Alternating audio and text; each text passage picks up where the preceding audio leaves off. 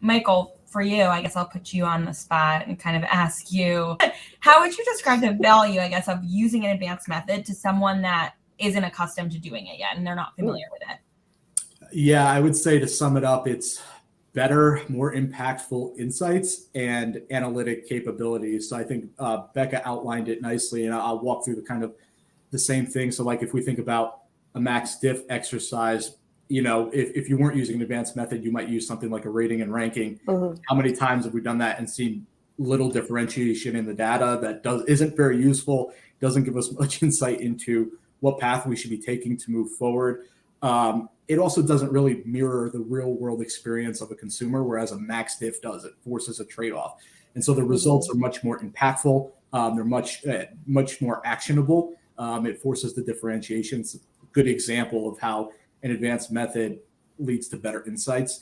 I'll take the next one that Becca threw out, turf as well. If you were doing something like a chip allocation exercise, you have the data that went into that and nothing else. Whereas if you have an automated turf methodology built into the survey, you can now lock items that are in your current lineup. You can let the new flavors free fall. You can adjust how large you want your line to be.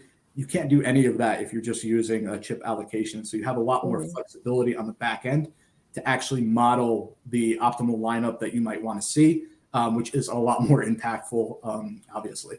And then conjoint is even more complex, and a really good example of you can use an ANU to kind of get an idea of features and benefits and what they mean to consumers and how they might drive value.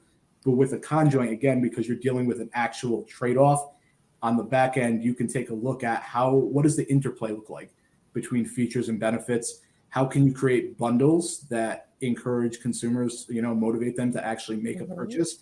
Then you can actually overlay price and see how do the different bundles affect your ability to be able to charge a higher price point. Though that's very difficult to understand without being able to use that complex modeling that advanced methodologies offer.